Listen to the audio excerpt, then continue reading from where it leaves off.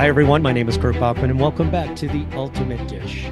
Today, I'm speaking, and I'm super excited, with the accomplished Daphne Oz, Emmy Award-winning television host, New York Times-bestselling author, natural food chef, wife, and mother of four. As a previous co-host of The Good Dish and ABC's The Chew, Daphne graced TV screens for years with appearances on The Today Show, Good Morning America, The Rachel Ray Show, Fox and Friends, and currently she serves as a judge on Fox's MasterChef Junior, with a new season premiering on March 4th, just a bit before this episode airs. Her influence extends beyond television, with features in notable publications such as the New York Times, Wall Street Journal, Washington Post, and more. Daphne's insights have been highlighted in Reader's Digest, Glamour, Teen, Vogue, 17, Cosmopolitan, People, and US Weekly. Daphne is also a seasoned food writer, advocating confidence-boosting recipes with healthy twists. In her latest cookbook, Eat Your Heart Out, all fun, no-fuss food to celebrate eating clean, she shares 150 recipes free of gluten and refined sugar. Join us today as we chat with Daphne about what it takes to start a career in TV hosting, her best social media tips, and so much more. And there she is. Good morning. Good morning. Thank you for that wonderful I introduction. am out of breath. I am, my favorite part of that is free of gluten and refined sugar. That's a statement, right? Most people Sure. say gluten free, but this is free of gluten. I love it. I love it. It gets your attention. And before we get started, Daphne, I have to say, did a little bit of research. Looks like you're celebrating a birthday very, very soon. So I am. we have to say happy birthday. I love birthdays. I love my birthday.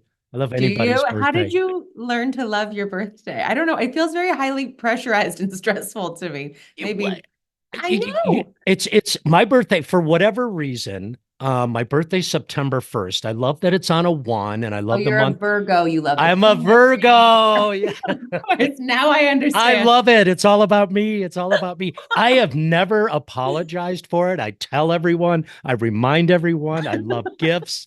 How about you? How are you with I love birthdays? that. I know, it's so funny. So many of my favorite people are Virgos. I think in part because I just feed off of their intrinsic organizational skill sets and motivate just Well, their that's a really good. stretch, but yeah. Yeah, no, absolutely. No, I'm an Aquarius. And so I just like to, fly above it all and just what age is a number and, I don't know. I also, part of it's that, I've got four children and my husband and a huge family. I feel like we have birthdays all the time. I'm always, planning birthdays. Yeah, And so, yeah. by the time my birthday comes around, I'm kind of like, well, let's just sleep. So, do you have any plans for this year? It's a new year. So the thing, it's a new year and it is a very exciting year. I've got some really thrilling projects in the works. And I think, all joking aside, I'm sure lots of women listening can relate to this statement. I think, you're a kid and you're soaking up all the magic of childhood. And then you're a teenager and there are the fraught elements there. I'm sure we'll touch on that. We're going to talk a little bit about my beginning in publishing and where that started. And it did start during the trials and tribulations of my teenage years. And then you're in your 20s and you think you're a grown up, but like so much of your priorities have yet to be really aligned and you really are sort of figuring out who you are and trying on lots of different, versions of that. In your 30s, I have found is really when you kind of hit your personal stride a little bit more and you really lean into the things that make you deeply happy and that you feel really valuable in being able to provide. So it has been a really happy, cool, exciting time. And I also feel like I need hidden hours like I need days. I need an eighth day of the week that nobody knows about so I can get all the other stuff that I haven't gotten done during the week done on that eighth day. Um, I love that, like fake meetings on your calendar. You bring up something really important. You have a big family. There's a lot going on, and this is not on the script, everyone, but your comment about how you change in your 30s, how does that reflect in how you celebrate things with your kids? Because you've changed. You're still growing. They're still about to get into that funnel, right? And they're spread out a little bit too in their age groups, right? They're all about 20 to 24 months apart. So I've a daughter turning 10 this month, which is wild to me that, I've hit the double digit years. Great Um, age, great age. yeah, no, great age. And the crazy thing is I remember my 10th birthdays and I remember my Sure. friends. So it feels kind of interesting to be hitting the part of her life that she will remember and reflect back on, obviously even earlier too. But I have 10, 8, 6, and 4. And your question's interesting. I look, all joking aside, I actually will be making my own birthday cake because the one thing I am deeply controlling about is like what's going in my mouth. We will be doing a big feast at home, and we do look for those moments to celebrate. And with regards to the kids, the way that I fell in love with cooking, the way that I hold on to a deep love of getting in the kitchen and creating and not taking it so seriously that it becomes stressful is because of that gathering moment. It is because of that celebratory moment. So as much as possible, we try to harvest that as a family. And look, it's a little bit easier to do when there's, 16 people gathering around any dinner table that we have. But it's always just like a very joyful and interesting and thought-provoking time. We try to have cool conversations. And I think, for me, most important is that my kids never be afraid of food. I talk a lot about Oh, I like picky that. eating. I People like love that. to hear my thoughts on how to get kids to be adventurous eaters. And I will never pretend to you that all my kids are adventurous eaters or that they eat everything, because they don't. They're individual little creatures. I have never been more surprised by something than how clear it is to me that your children are born exactly who they are, and you kind of like shave and mold where you can around the edges and push them to be their best versions, but they are exactly who they are. Anyway, all to say, I try to make food really exciting and grown up and cool, and like, look at all this adventuring we get to do together. And I show them by my own example and my husband's example how we like to live and interact with our food. But I also give them a lot of freedom. And so, sometimes they're in the kitchen helping me. Sometimes I do things family style and let them serve themselves. So they're trying everything. I always say big kids try everything once.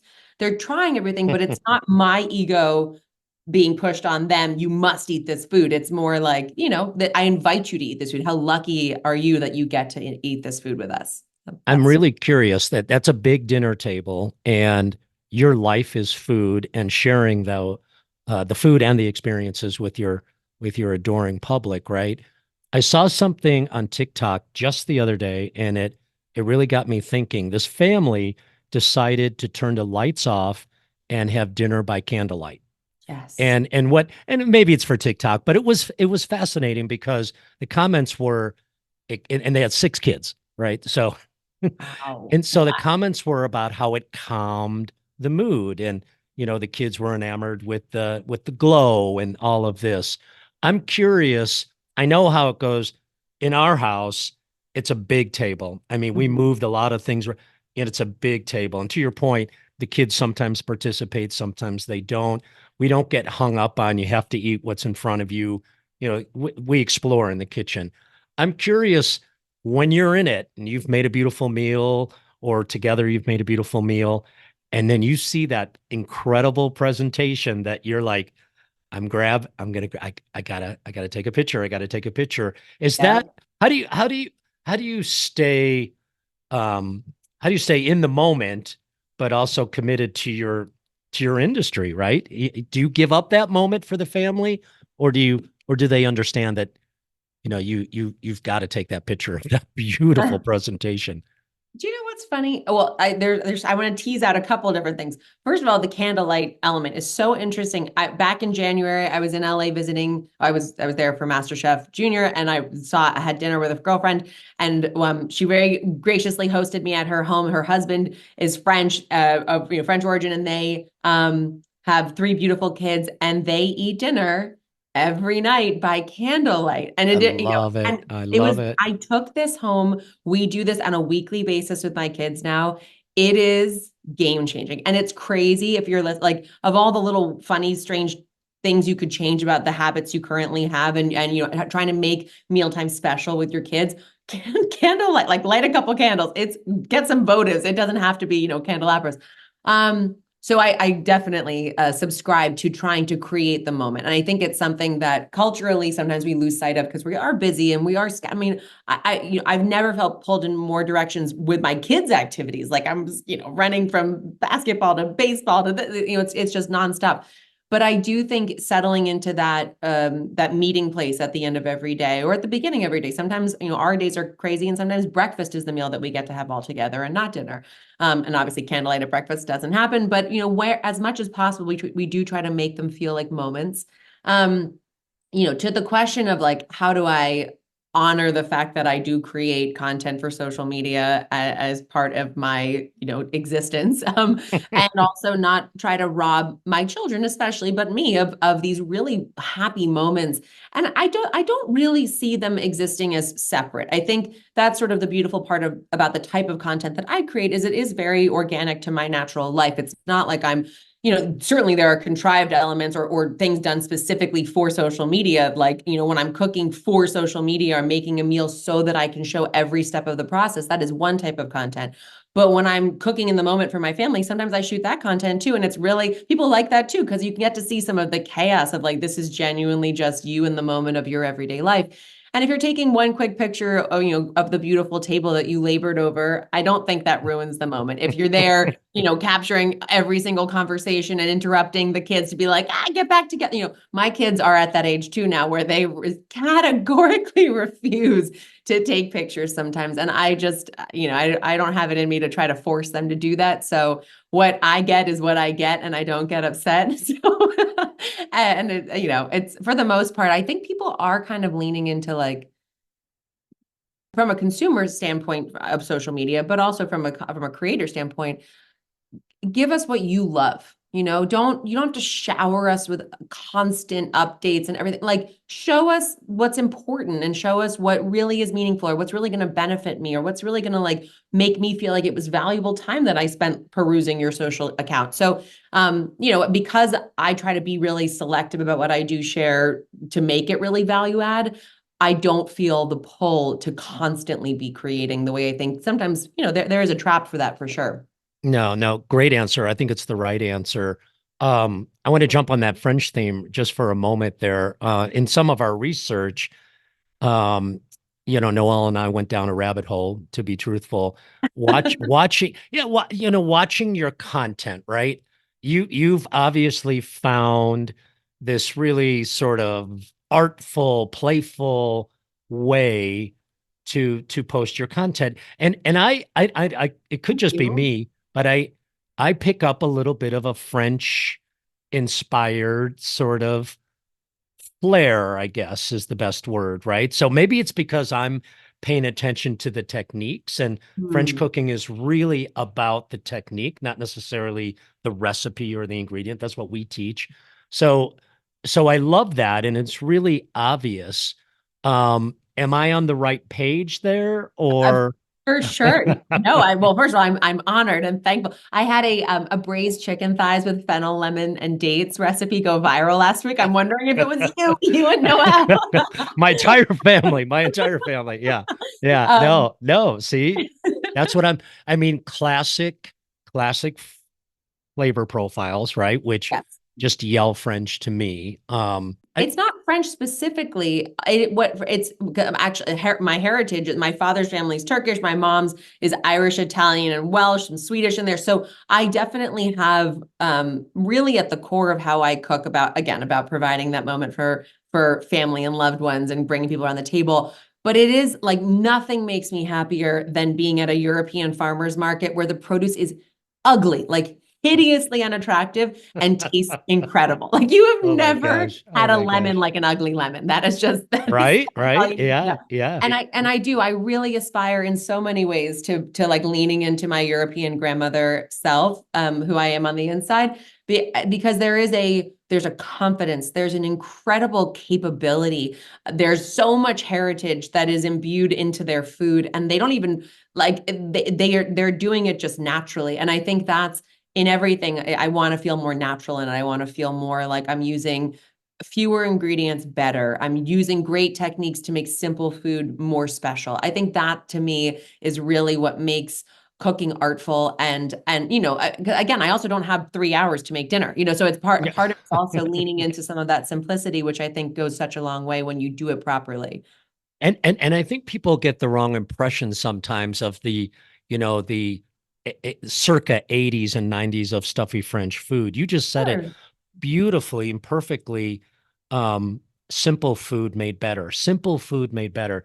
Really good message for our students. I think even our students try to overcomplicate it sometimes, overthink it sometimes, right? Keep Can it I tell them a simple. funny story about I, this, they would actually? love it. They would love it. I my culinary education has had many, many layers to it. I grew up cooking at my mother and my grandmother's elbows.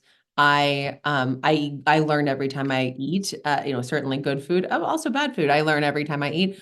But and I've been to culinary school. But one of the lessons that will never leave me, it was year one on the Chew, and my co-host Michael Simon had eaten, the 14th salad that I'd made that year. And it had, no joke, 30 ingredients. It was like mesclun, romaine, dried cranberries, salted pecans, cream cheese. I don't even know what, goat cheese. It was so many ingredients, trying so hard to like prove that this was a good salad. And at the end of the segment, he said, if you cut out half the ingredients, it would be a better salad. And I will never forget it. He's like a big brother to me. He is the greatest. And I love his food. And so much of his food is his grandmother's recipes, his mother, like this beautiful blending of his family heritage into food. But it is simple. There's that writing adage, like if I had time, I would have made it shorter. If I knew more, I would have done less. And that is always something I'm thinking about, like when my mind wants to add the 30th Oh my ingredient. gosh, the TikTok reels are just adding up here. I love it. And and Oh, and we'll get into the social media piece in just a minute, but I'm just curious again for the listeners to curate a reel that you're happy with. mm. Um, I mean, ballpark, are some a few minutes, are some like endless? Are we talking editing time or we're talking actual filming? I'm talking about like even thinking about it. So I'm thinking about this, and then I've got to get organized. I got to mise en place, and then I got to make it happen. Is it a week? Is it a day? Is it a month? No. So when I am functioning optimally, I will sit down and ideate, the recipe ideas for, call it 8 recipes at a time. And then I'll cook them and I'll send them to my recipe tester and she'll make them and we'll come up with the recipes. And then I will physically, I usually set aside at least one full day, sometimes 2 full days of filming during the week, when I will Instacart all my ingredients unless I have time to go to the store ahead of time. And we're shooting as long as I have light in my kitchen for both of those days. And then throughout the rest of the week, it's the editing process and the curation and all the other, business endeavors that I do. But I would say every reel takes probably, well, I mean, look, the other thing is a lot of my reels happen on the fly. Like a lot of my reels are me going into my fridge and seeing what I have left over and trying, like I'm doing a stuffed pepper boat that's a buffalo chicken. I took rotisserie chicken, tossed it together with buffalo and Monterey Jack and probably a little cream cheese in there too, scallions, etc. Like layering up the flavor and then stuffing them into bell peppers that I had that were going bad. So it's really kind of getting artful with what I have in my fridge, and that I don't have a written recipe for. I'm just creating as I go, and so much of simple recipes, salads and roast meats and braises and things like that, I'm doing just that way. But baking, for sure, I've tested the recipe. I'm not trying to do things on the fly that I know are, require more finesse. But then it's it's also, so the I guess the short answer is the range of time could be it takes an hour. It could be it takes an hour to film and then 4 hours to edit. It could be it takes 15 minutes over 3 days to film. Like, because again, I think back to our original point, part of what makes one brand or one personality interesting, I think, and different than the way we used to do things on television, where you kind of had to like stay in your lane, is getting to explore different verticals with people. So yes, food is where people come to me, and that's what they know they know me for. But then once they are bought in on some of the recipes and they like the way that I teach and they like how confident they feel when they watch my content, then they're going to watch my makeup tutorial, or they might watch my day with my kids, or they might watch, this is how I spent my Saturday morning so that I felt a little less scattered. And I think that because of that dynamism in the content, some things I make happen much more quickly. And then the long form videos that I do, I've put up, I think it's 150 half-hour videos of cooking classes, like old school Food Network cooking shows essentially. And those can take 4 hours to film and 20 hours to edit. You know, I mean, so you definitely you pay the piper one way or the other. No, and I appreciate that. And I guess the lesson for me too, and for students who watch, is that you got to put the work in. Oh, This and this is after, so there's a level, I wrote down the word trust. There's a level of trust that develops after a long, long time. So yeah, you may go into your fridge, grab the peppers that look a little suspect, as my son likes to say, and then figure out what that's going to be. But you've earned the right to do that. That's what my students need to understand. That's what any cook needs to understand. You need to know the fundamentals, the techniques, going back to the whole French thing, before you can just open up that fridge, because it could be a disaster if you did if you didn't trust yourself, right? very much so. And look, I think for anyone, who loves to cook and is committed to becoming a great cook, there are mistakes along the way, and you learn a Yeah, lot from those mistakes. sure, Like you will sure. never add sour cream to a hot pan on the flame ever again after you see the way it breaks your sauce. I think that those are very teachable learning moments, and I encourage readers of my cookbooks or people who follow along to learn when I make mistakes. I mean, all the time. I can't tell you the number of times I have walked away from an oven where I'm toasting nuts, and I will say on camera, do not walk away from your oven because you will forget about your nuts. And then you remember when the smell is just this I forgot about my notes. acrid, Yep, yep, you yep. know? So I think I encourage, like, so for adults, it is so few and far between the places where you can genuinely just get loose, have fun, make a mess, try something new. And the worst thing that happens is you order pizza. So I wouldn't be afraid of those mistakes. Obviously, your audience is a different, professional grade cooks.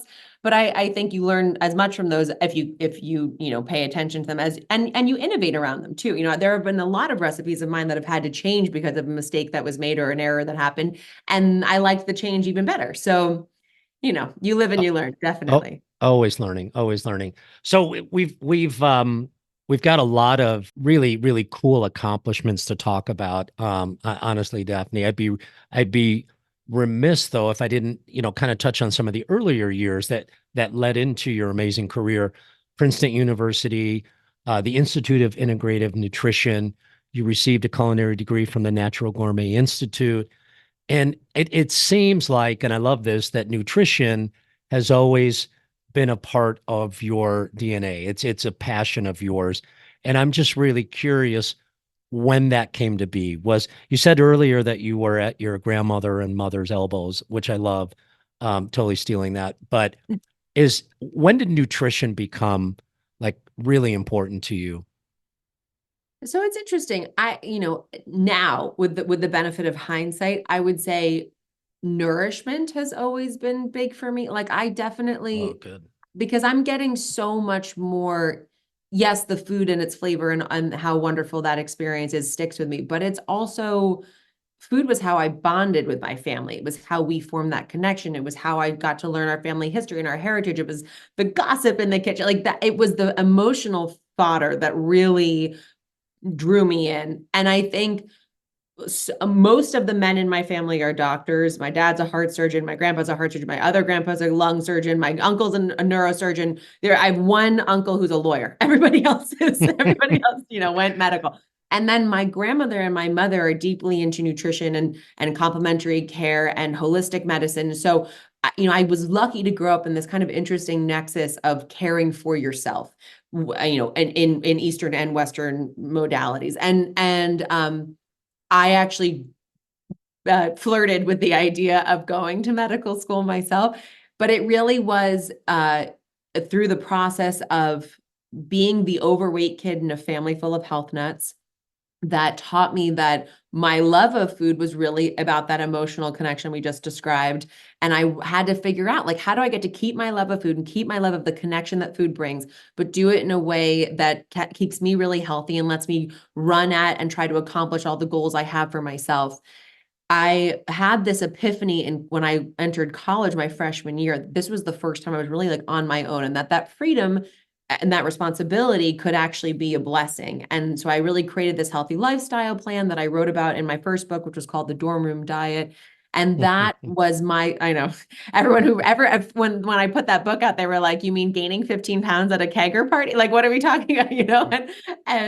So it was a fascinating exercise in learning how to take something that I thought was going to be my cross to bear, that I thought was going to be this like pain point for me of struggling with my weight and struggling with my health, and turning it on its head and making it the lens through which I was able to filter a lot of information that I'd been gathering for myself, make it really accessible to an audience that had not been spoken to directly, teenagers and young adults, give it to them in a way they could genuinely understand and apply in their own lives, show them how I'd done it in my own life, which is why I was a credible person in this capacity. And I'd also done quite a bit of research with, actual nutritionists and people in the field. And that became such a cathartic experience that allowed me to take something that had been hard for me and make it something that gave me value and made me feel like I could do something good with that experience. And I think nutrition wise, like, food is fuel. Food is absolutely what, you are what you eat. And we, epigenetics, and we don't have to go down the science path of it, but like you literally turn on and off different cells based on what you're putting in your body. But it's also, and if we learn something from the Europeans also, like, it's also the feelings you have about food. It's the feelings you have when you're sharing a meal. That changes your life too. And I think my goal is to have health and pleasure in everybody. No, well said. So with that as a backdrop and what you started to engage in when you got into college, what type, Daphne, of career did you initially envision yourself getting into? I mean, you had, like you said, I mean, you come from a family of professionals, doctors, lawyers. How hard was the to pull away from that and go with your heart with what you wanted to do? Was there pressure on you? And kind of a related question, we'd be remiss, right, if we didn't kind of talk a little bit about your dad and how Dr. Oz and your mother influenced where you went. I'm going to imagine, super supportive in whatever Daphne wanted to do. But this is where our students and my children often come to a crossroads too, Sure. because I have influence on what I'd like them to do. Left-handed pitcher for the Chicago Cubs in 10 years. But, I have to be very careful. You said it earlier at the beginning of the show, and I loved it. You've discovered that your children are who they are. They're all very unique and very special in their own way. And you were too. So loaded question, just a fun question. Just really curious what were you going to do and what pulled you to get to where you are with all the success? I love that you have a left-handed pitcher. My brother's left-handed, and it was like, I think my dad's proudest moment that he could like whip this left-handed shot. That ball was in his hand when he was 2 minutes old. Can I just tell you? 100%. It's such an unfair advantage. It's amazing. My brother and I actually are 13 years apart, but we're very, very similar people. And we just played in a tennis tournament together where his left-handed serve, I think, is the reason we won, because he was it just changes course on It's you. rare, right? Yeah, it's rare. Very Yeah. rare, very Yeah. rare. Okay, so I had a very funny, weird pivot where I actually took Turkish as my language in college and had vague aspirations of joining the CIA, not the Culinary Institute of America, the other CIA. The other CIA. The other Okay. CIA. Didn't get that letter, and not even, I don't think I actually in the end knew that I was meant. There was all this lore of like, they're going to come tap your shoulder and all this stuff, and that never happened. But and so for such good reasons, I'm a terrible liar. Like, it would have been a really, really dreadful career path for me. But I do think that, what I knew I loved was culture, and the way that culture informs, like the culture is informed by history, how it informs the way people live. Obviously I loved cooking, I loved eating, and I loved the idea that, like, as opposed to becoming a doctor, I could help people feel in control of their health in a much more on a much more daily and sort of accessible level, by helping them figure out what to eat and how to make it taste really good. So when I actually left college and became a story coordinator at Inside Edition, so I learned a lot there about television production and what that looks like and how hard the entire team works and putting out a show. And one thing that I don't think I really appreciated at the time, that was an important lesson to learn, is, and you sort of touched on it with the editing question, because I am a bit of a perfectionist and feel I have editors who help me, but I also always feel the need to go in and make my own little tweaks and make it my own. And it takes hours and hours and hours to do that. And you cap your own capacity when you need to have your fingers in every pie, essentially. One thing that I am definitely improved by having had the experience of Inside Edition is the show has to happen. Every day at 3, that show was going on the air, come hell or high water. And you have to get really comfortable with done is better than perfect, So in any case, I really enjoyed that part of my career, and knew that it wasn't where I wanted to end my career. Thought about going back to medical school, enrolled at Columbia in pre-medical post-bac, got engaged, got married, and got the audition for the Chew the week between my wedding and my honeymoon. No. Swear to Wow. God. Wow. Yep. Wow. And then spent a year auditioning for the Chew, which was a wild experience, because there were it felt like everybody who had ever touched a piece of food was trying out for this show. and we would come in, we'd do these round tables, and they'd throw out, like, sauerkraut, love it or hate it. And you'd have to have like a full, you can't even make this up. It was so crazy. You'd have to have a full blown, conversation about sauerkraut. And they were, I'm sure, observing all kinds of different dynamics at play. After a year of a lot of the hurry up and wait game, I know we're going to chat a little bit about television, but media in general is hurry up and wait. Like, that is just the way of the world. For a year, and they had so many different cast ensembles, and they had so many different versions of the show. And finally we got the green light, and we launched on ABC in September of 2011. And the rest is history. Really wild times. Kind of related. Obviously we have certain graduates who might not be as interested. They love cooking, but they may not be interested in that traditional path of a traditional chef, if you will, like in the kitchen, behind the line, all of that.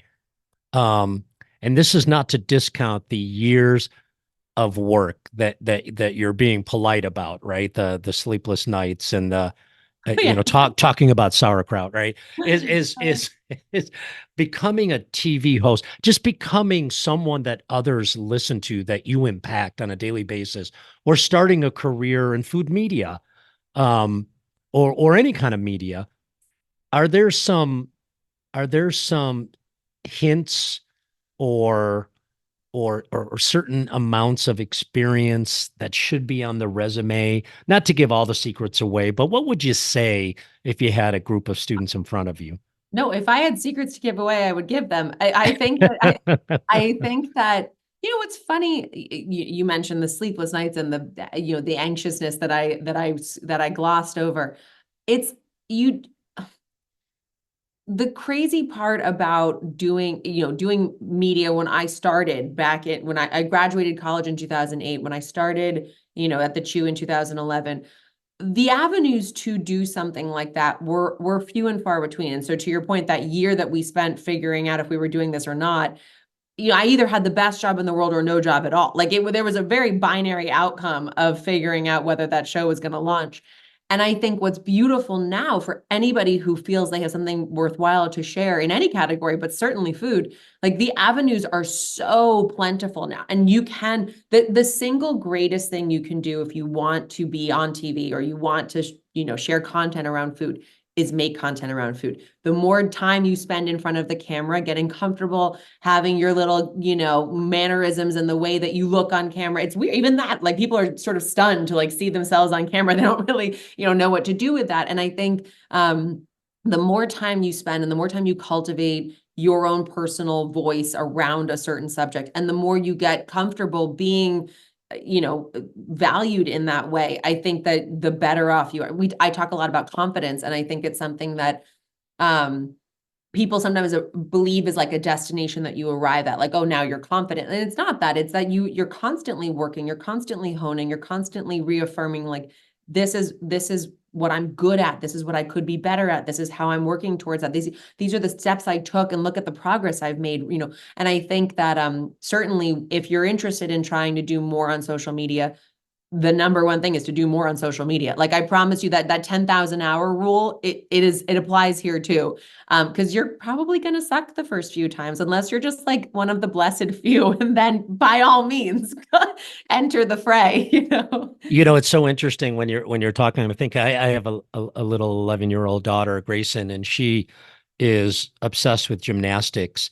And Ah, just this morning when I dropped her off at school, I said, "What are you going to do at gymnastics tonight?" And she said, "The same thing. We always do the same thing." And I had that conversation with her. Yeah, yeah. gymnastics has four routines, and you have to get better and better and better and better every single time. Um, it's the same with this, right? So and it's really, really good advice, because even the students that come into the kitchen the first time they make a souffle or a petit gâteau or something, they're so disappointed unless it's camera worthy, right? I Mhm, spend so much time just making students feel great about what they have prepared, right? And if I walk into the kitchen with my camera, yeah, I'll hurt feelings if I don't take picture of everyone's, dish. But practice makes perfect. And so you talked. This is just perfect segue. You talked a little bit about the chew and how long that took, and the worry that must have been, like you said, you either had a job or you didn't have a job. And speaking of television specifically, season 9 of MasterChef Junior is about to debut March 4th. So perfect timing for our chat. I wanted to talk about that a little bit for our listeners who don't know. MasterChef Junior follows young home cooks, um, ages 8 to 13-ish, who compete in a series of challenges to win the title, right? And a lot of money, $100,000 a trophy, all lot of of that. money, for It's sure. they're probably more excited about the trophy, but yeah, a lot of money. And I'm just curious, what is it like to judge? And I'm going to go out on a limb, future chefs or just future great cooks, right? Who will never forget this experience in their entire Mhm. lives. What's that like? Because you're going to hurt some feelings, just like I will when I go in the kitchen and I don't catch everyone on film, right? But this is big. This is on television, not my little pastry kitchen. Well, I mean, it's all big, but what you just said is really the most important thing to keep in mind, which is, for these kids, like, this is the biggest deal. This is the thing that they have in their life, that is where they feel like they're showing themselves, and they're leaning into what they know, and they're putting themselves out there.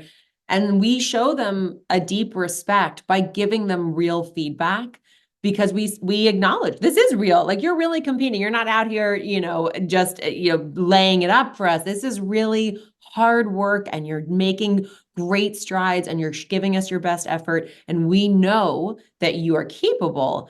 And if you want to get to the next level, here's what you need to know to do that. And I think, with that as the intention behind the feedback that we're giving, good or bad, it really it's funny, because I think people who watch the show sometimes are like, "Oh my gosh, you're cutting an 8-year-old," and it is awful. Like, I cry every show, and I'm an Aquarius, like we discussed. I am not even like a deeply emotional, on the surface person. And I really, I can't help myself, because my kids are exactly these kids' ages. The entire time I'm thinking about, what would my son or my daughter be doing in this kind of high stress, high intensity? Gordon Ramsay, Aaron Sanchez, myself, Tilly Ramsay, like the crew is so amazing at, at really propping these kids up, but they are in the gauntlet, you know? And I think it's because of that, I feel so personally attached to them. And I want them to reach that excellence that I know that they have in them.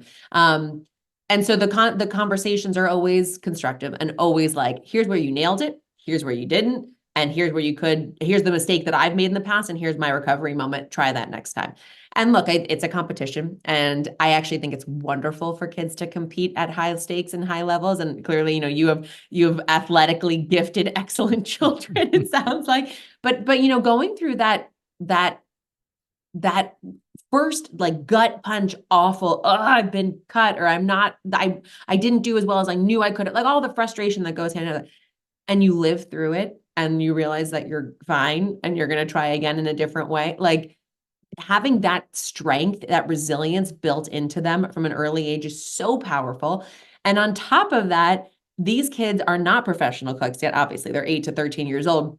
So they don't have sometimes I find when you're judging adults, there's a little bit more of the ego attached. There's a little bit more of the marriage of like, I've spent years training for this. I know what I'm doing. They don't want to hear a lot of, maybe try this next time. Sometimes some people, obviously generalizing, but when I've had less positive experiences is actually with adults, not with kids. But the kids, they're sponges. They're so eager to learn. They're so ripe for like, help me, like, and they're comfortable asking for that help. And I think that creativity that comes with not actually being formally trained yet is part of the other, feature of this show that you can't capture anywhere else. Like it is only by having really accomplished, really cool kids who love eating, love food, love experimenting, showing us their chops, that you get to have such a novel take on a dish. We had the other day, this week, we had about 35, 40 middle school kids that every once in a while they like to come visit the school and talk to the chefs. And one of the first, you mentioned Gordon Ramsay. So one of the first questions we got when we had kind of a round table was, what do you think Gordon Ramsay is really like? And so are you at liberty to say what it's like to work with he and his daughter, or? Sure. Yeah, of course. It's the best. It's so funny actually, because yes, Gordon, as he has lots of shows, like a ridiculous number of shows, and some of them, showcase his incredibly exacting and precise surgical approach to cooking. And I really understand that and gravitate towards that because it reminds me so much of my dad. There's just a demand for excellence that I think is why he's why he is the incredible chef and the personality that he is. But what I love about this show and what I got day one of meeting him is Gordon is first and foremost a family man. He has 6 children. He is so doting and like loving and affectionate with his own kids, but also with the kids. Like when you watch, he's the first guy to get out there and make a crazy, high energy, spectacular theatrics thing happen with the kids who are our contestants, gets them comfortable, makes them realize that this is for fun. This is, come and have a great time, give us your best. And then, when he gives them feedback, some of which can be harsh, it's always with this incredible, again, respect of how much they know and how far they've come. And I think one of the greatest testaments to how awesome he is his daughter, Tilly, who is a judge on the show this season. And she is so, first of all, she's so young. She's like 21 or 22 years old. She actually has competed on MasterChef herself in Australia, but she comes in and she's like confident and cool and just such a nice, like big sister element on the show for our contestants. And she and her dad have the most hilarious banter, and no one can give it to Gordon like she does. So I think it really is a new side to him that I think it makes so much sense when you see how playful and fun he is, and you realize that that his energy is unstoppable, and sometimes it's to be precise and focused and get your culinary skills on track, and sometimes it's just to make sure that they have the best memories of their lives, but you see that come to life on MasterChef Junior all the time. Yeah, I love the playful comment, and as a chef, as a cook, as a someone who's really passionate about a younger generation learning how to cook, I will say this: some of the old Gordon Ramsay stuff where he is in his kitchen and you talk about precision, and let's say he's searing a steak and there's no buts about it. That cast iron skillet goes down, heat, fat, steak, just the way, that's the way I like to learn, right? I don't Yeah. need a lot of fluff. Yes. In fact, I have to give him a little plug. He does a broccoli soup, which is the greatest. And when we teach it here, it's literally broccoli Mm-hmm. that is boiled to the right, degree Mm-hmm. into the blender with some of the liquid that usually gets thrown away, a Mm-hmm. little bit of seasoning, and that's it, into the Vitamix, and it's done. And then we garnish it with whatever. And I saw this on social media or on the website, 10 years ago, and we're still teaching Gordon Ramsay's broccoli soup because it's Right. nothing. It is broccoli. There's no cream, there's no butter, there's no soy, there's nothing but broccoli. And it I'm and people shocked. people love it. I'll send you the link. Yeah, It's please. just I'd love to see. brilliant. It's brilliant. Let's get back to you. Let's pivot slightly. If we could talk a little bit about, building your personal brand. I mentioned at the top, your social media content is so, Daphne, it's consistent. Like your website, everything from style, tone, overall branding. We pay attention to it at Escoffier as well. Branding is very, very important to Noel and all the marketing folks, right? Then I visit your site, daphneoz.com. It's seamless, easy to navigate, nourish style, life, pure gold. And you can blush. I Thank want you you to very feel much. So super kind. great about this. We teach several courses on marketing, content development in our food entrepreneurship program. So it's another path for students who don't want to do culinary arts or pastry arts or plant-based or nutrition or hospitality, food entrepreneurship, how to create your own brand. Um, and I'm sure you could do a master class just on that, right? I'm curious. You touched on this a little bit earlier, but how do you map out your weekly social media content? So there's one thing executing and doing it, but did you get help with, like, this is what it's going to look like for the next 6 months, for the next year, for the next 2 years, or seasonally? Um, it just seems like a lot to think about. It's exciting, but I wonder if you could share a little, behind the scenes of how you manage that. No, for sure. I mean, look, I think anyone who does content creation full time, the greatest leg up you can give yourself is feeling some support from a structure, like understanding, what's coming down the pike. How are these things building on each other? Am I telling a story? Am I doing a content arc, or am I, like doing it fast and loose? And my personal experience has been that I need a bit of both. When I get to, like, I've got to get this specific content, I need this to go. We do a lot of sponsored content, so we have those as sort of pillars within the month. Then I try to make sure that, at least every month, every other month, I have an interesting arc of content coming out in the culinary space. So for instance, in February, Valentine's Day, obviously. So I have content coming out about setting the table and how I'm making the meal come together. I every year do a red and pink themed feast for my kids, which is what my mother did for me. I have the whole, menu of that. I have the recipe videos for each of those elements. And all of that has to go out over the course of February in time for the holiday. And so that was planned in advance and shot in advance, and we're editing it now, and it will go up, in the next week or so. But then bucketed within those sort of pillars that I know I'm going to get to really, position the content the way that I want it done, and to also give myself the breathing room of, like, this is done, this is ready to go, I don't feel stressed about it. Then it frees me up and, like, makes me happy and excited to create content in the moment that feels more loose and raw, and just like a bit more, this happened today, or this is the outfit that I wore today, or this is the fun, like, itinerary I'm planning for a trip I'm taking, come along with me. Like, I think I personally have to have some structure in order to get creative and loose in the gaps in between. But for the most part, we're planning a month out. Like that's, I think longer than a month out, really, the only time I'll ever do that is towards the end of summer, towards the end of spring, when we're heading into summer, when sometimes travel schedules, et cetera, make it hard to be in my kitchen and filming the content that I know I want to have up. So, I might bulk batch a bit more then, but I never want to get too far out from the timing because things change. Your Yeah. attitude changes, what you want changes. And if I have too much stuff banked and I don't get to use it, then I feel like, oh, this is this is, wasted effort. No, no, perfect, perfect. What's your take on brand partnerships?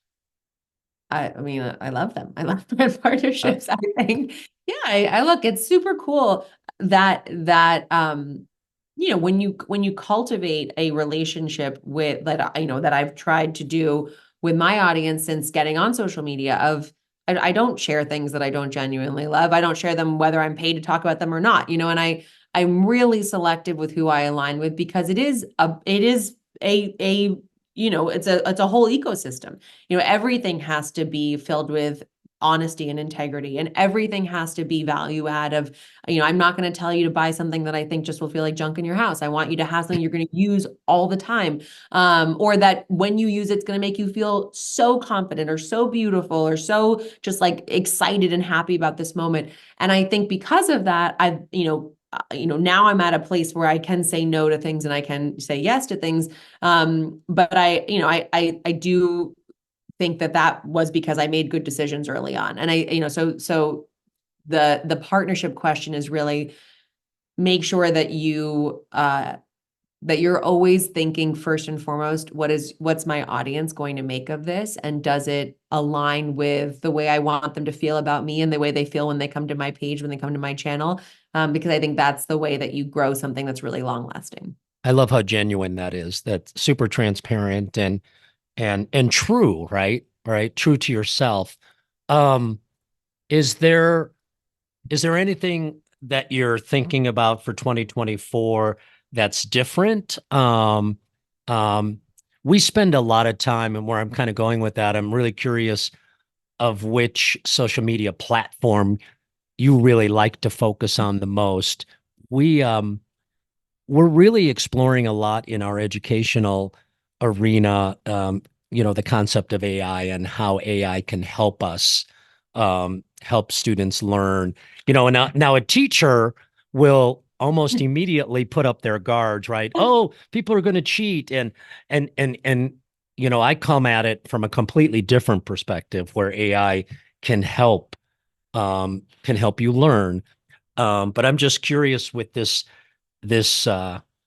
society is changing so quickly. Is Instagram like the best place to be? And I I love Instagram, but TikTok seems all my students tell me they love TikTok. I'm just curious how you feel about it. Well, you just said the opportune word, which is your students tell you they love TikTok. Because TikTok is about learning. Like, and Yeah. I do think Instagram is leaning harder into that, and it's interesting. You can sort of see how it plays out in, it used to be that Instagram, you got the content from the people you followed, right? So you had to opt in, you followed people, and then you saw their content. TikTok, it was never about the follow, it was about the discovery. It was, you're being shown people you don't follow all the time, and you may find people who you learn a ton from and you love it, but you don't follow them. Like it's a very different ecosystem. And I think they're both trying to cannibalize from each other, which is fascinating. A lot of my content goes back and forth. I very rarely create something specifically for TikTok or specifically, I'll Okay. usually make it specifically for Instagram and then repurpose it for TikTok. Honestly, just hours in the day. I've got what I do for social media, which involves a lot of pre-planning and organization and structure around that. I've got my family and all the managerial elements that go hand in hand with that. I, do quite a bit in the entrepreneur space. So I've got all that, like, it's just at a certain point, to going back to our earlier conversation about like done is better than perfect. If I had more time, I would love nothing. And certainly there's editing choices and better production and all kinds of things that I could be doing differently to make it more TikTok friendly.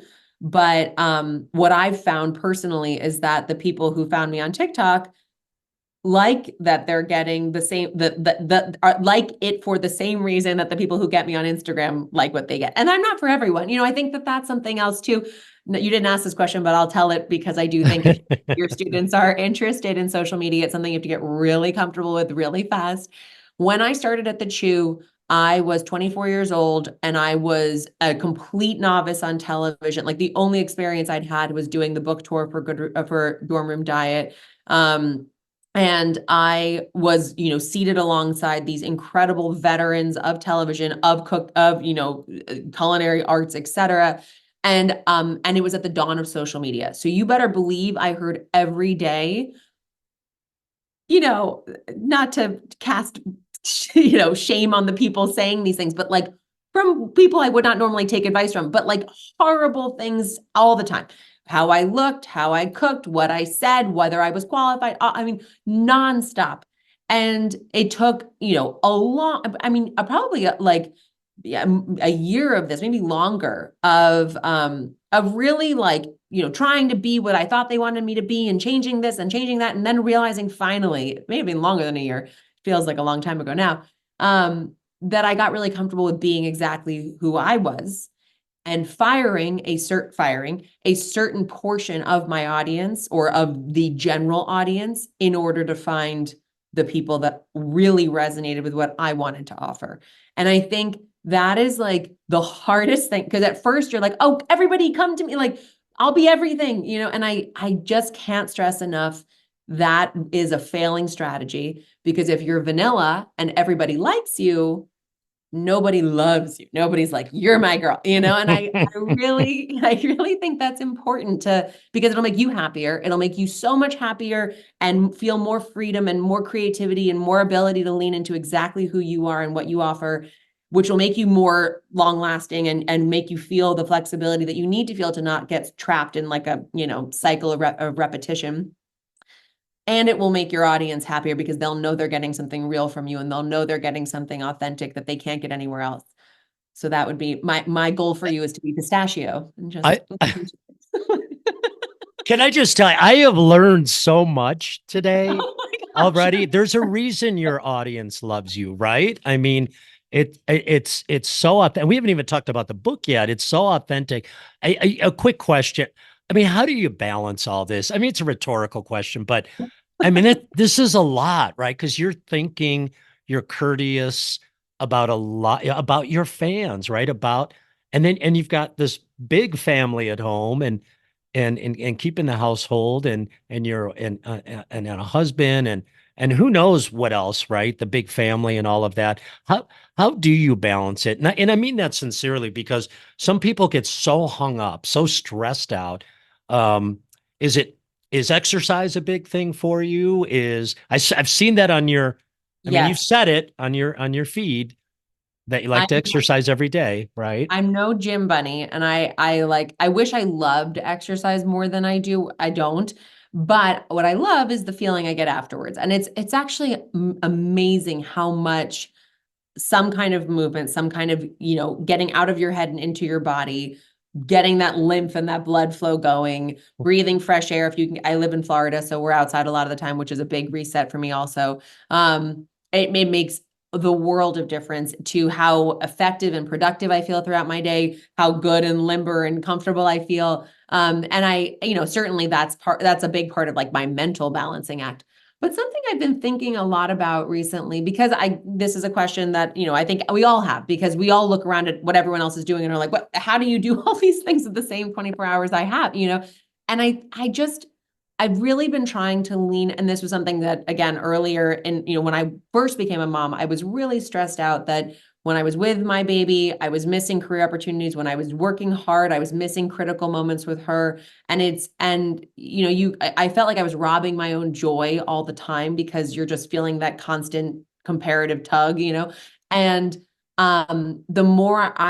the older I've gotten and the more children I've had and the more, obligations I've had, the more I've gotten comfortable with saying no to the things that I truly can't do as well as I'd want to do them. So I'm just, if I know I can't give 100%, I'm just going to not be able to do it. But it's also getting like more aligned with the choices that I am making and feeling more comfortable about living in that, and not wishing I was doing it differently, not thinking I should have done it this, that, the other way, just really appreciating the moment. And then the balance is just the present, right? Like right now I'm deep in motherhood. I'm doing, I'm running all around, taking the kids to all their activities. I'm planning this birthday party. I'm doing all this stuff. And then, tomorrow, if I'm on calls back to back all day and kind of like in that realm of my mind, I'm not second guessing that that's the wrong choice. And I think that that has definitely given me a bit more equanimity, which is not something that comes naturally to me. But balance is a farce. Realistically, you swing. You're a pendulum, like everybody. You swing back and forth, and you get it done where you can, and sometimes you don't get it done. It's so funny. I told you at the beginning of the show how many people I've told. I just got a text from my longtime director of career services. Her name's Kate. She's a former Miss Wisconsin. She's an amazing human being. She just texted and said, "Isn't today the day you talk to Daphne? Say hi." So I'm saying hi from Kate to Daphne because she's a big fan. Said Oh, it that's right there. awesome. Always have been a fan, she says. Thank I you so much. I Thank you. love it. Hey, so Awesome. your latest cookbook, Eat Your Heart Out, talked about it just a bit at the beginning. 150 simply delicious recipes. Um, we found this quote from Pioneer Woman, and I quote, here's what they said: "A beautiful, sweet, and lovely book that would make a great gift for anyone, especially high school and college graduates and soon to be brides. Daphne's advice and perspective are rooted in openness, kindness, and an underlying desire to find happiness and fun in all areas of her life." Unquote.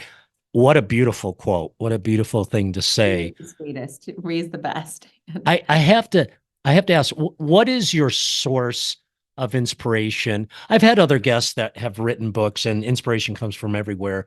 So I have to ask, what do you, is it to, I'm going to answer it for you. Is it to make other people happy In writing cookbooks? in writing cookbooks? Well, I would never claim to be able to control your happiness. Oh, my wife would say that. I would love Brilliant, to, brilliant. wave that wand.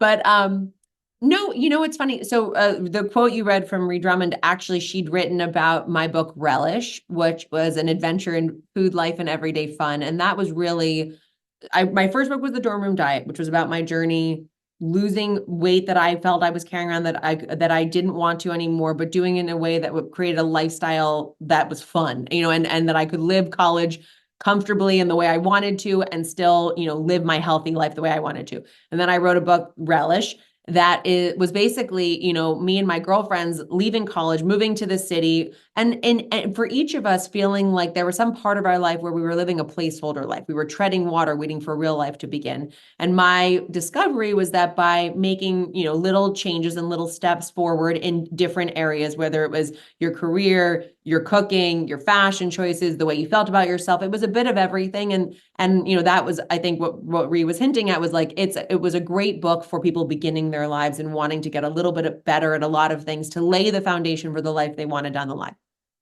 Then I wrote a book called The Happy Cook, which I was pregnant with my second or my third when I was writing that book. And it was really about, look, I'm a person who loves to cook. I love to eat, but my life is crazy right now. Like, here are the recipes that make me feel joyful when I get in the kitchen. So I want to be there. And then my most recent book is called Eat Your Heart Out. And that is 150 recipes free from gluten and free from refined sugar. And it was really about like, when I do resets in my life, whether because I've been celebrating too much or too stressed out, or I've had a baby and I'm trying to drop weight, but I'm trying to do it from the perspective of someone who loves to eat and lives for a good time around a great meal, I did not want to feel like the food I had to eat was bland and flavorless, which I think a lot of like healthful eating sometimes comes out to be. This was about making healthful food celebratory. And the reason I tell you about all four is the theme has always been, I'm the guinea pig.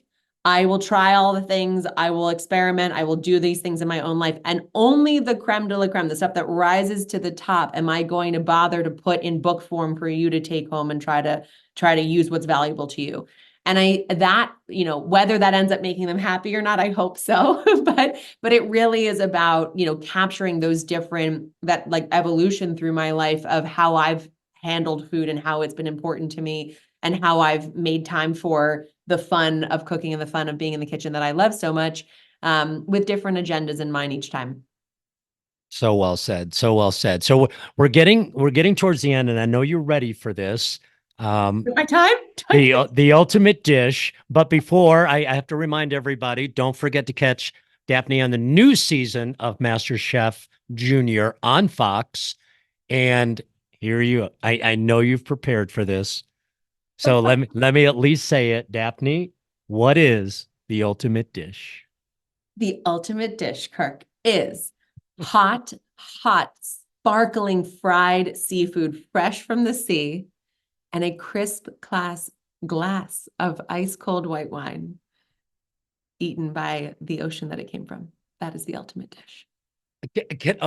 I'm not just saying this because it's you. I have chills running up and down. You know, it's simple, right? It's simple. You're the first. I think you're the first person that has paired your ultimate dish with the appropriate beverage. I mean, I literally could see it, envision it, almost taste it when you shared it. Absolutely perfect. Salt perfection, of course. Thank you. When it's hot out of the oil, make sure you salt. Oh my Lord! What's your, just kind of side note? What's your go-to fish that you like to cook? In that frito misto preparation that I'm referencing, there has to be shrimp, there has to be some calamari, there have to be lemon wheels thinly sliced. I'd like a fried squash blossom in there, please and thank you. That's all I ask for, and just an avocado for dessert. My good friend, Chef Farmer Lee Jones at the Chef's Garden in Ohio has the best squash blossoms in the world. If you're ready, I'll connect you. It's unbelievable. Yeah, 300 acres of just beautiful, beautiful produce. We were just talking about squash blossoms last night. So, gosh, I don't know where this hour went. I was so excited to chat with you. You delivered. You're beautiful, you're intentional, you're kind, and you're happy. And I'm just so glad that you spent some time with us. I'm such a fan. Thank you. Thank you so much. Thank you for giving me some space to spend time with you. And it was really, really fun. I really appreciate it. Thank you for listening to the Ultimate Dish Podcast, brought to you by Auguste Escoffier School of Culinary Arts. Visit escoffier.edu/podcast, where you'll find any materials mentioned during the podcast, including notes, links, and other resources. You can also browse other episodes and subscribe.